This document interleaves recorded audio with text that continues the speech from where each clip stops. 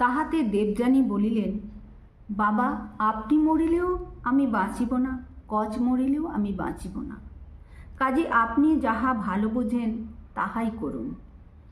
তখন শুক্র খানিক চিন্তা করিয়া কচকে বলিলেন, বাবা কচ, আমি তোমাকে সঞ্জীবনী বিদ্যা শিখাইয়া দিতেছি।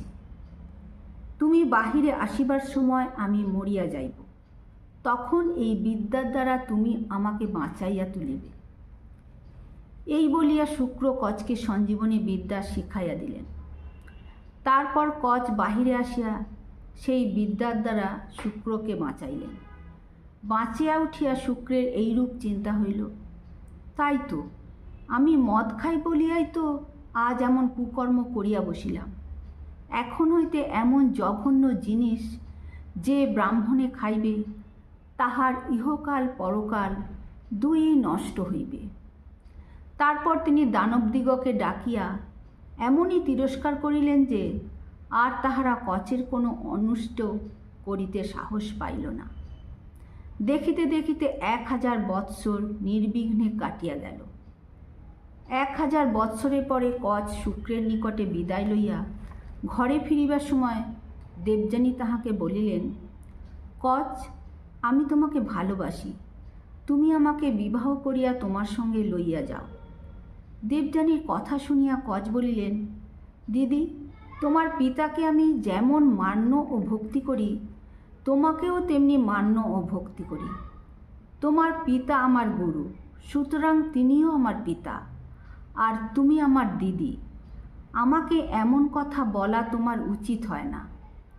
ইহাতে দেবযানী নিতান্তই দুঃখিত হইতেছেন দেখিয়া কচ তাহাকে অনেক বোঝাইলেন।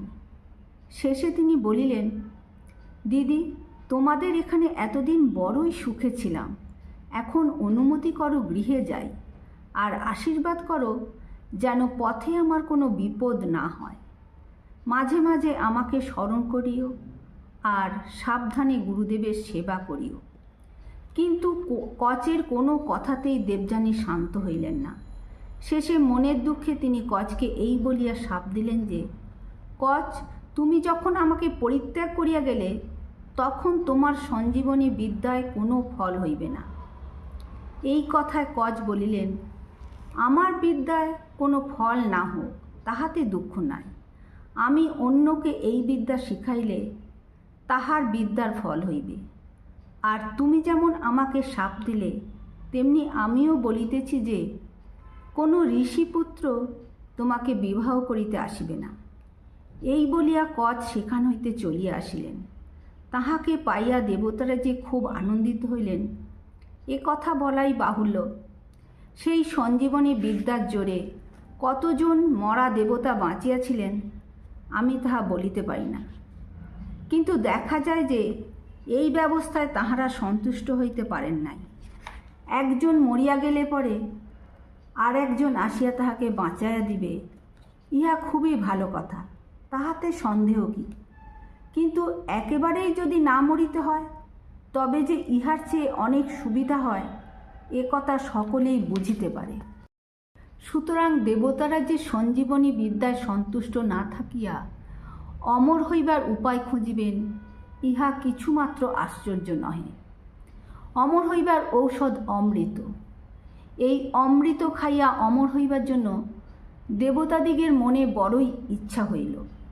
তাই তাহারা সুমেরু পর্বতের উপর বসিয়া পরামর্শ করিতে লাগিলেন যে কি উপায়ে এই অমৃত পাওয়া যাইতে পারে।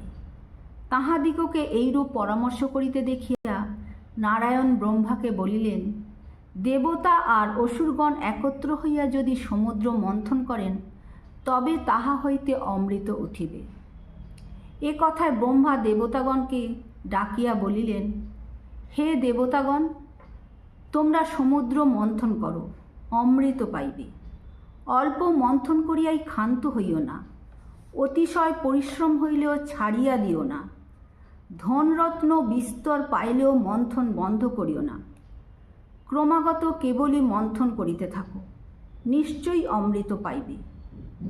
ব্রহ্মার কথা শুনিয়া সকলেই আনন্দিত হইলেন। তখনই সকলে, আইসো, কোমর বাঁধো, মন্থন বাড়ি আনো, মন্থন দড়ি খুঁজিয়া বাহির করো বলিয়া সমুদ্র মন্থনের আয়োজনে তাড়া করিল। সমুদ্র মন্থন হইবে, তাহার মতন মন্থন বাড়ি চাহি। যে সে মন্থন বাড়িতে এ কাজ চলিবে না, বাঁশে হইবে না, তাল গাছে কুলাইবে না, আরও অনেক লম্বা, অনেক হাজার যোজন লম্বা মন্থন বাড়ি চাহি। এত বড় মন্থন বাড়ি আর কিসে হইতে পারে? এক মন্দর পর্বতখানি আছে, তাহা 22,000 যোজন লম্বা। সেই মন্দর পর্বতকে দিয়াই মন্থন বাড়ি করিতে হইবে। সে পর্বত 22,000 যোজন লম্বা, 11,000 যোজন মাটির নিচে, 11,000 যোজন উপরে।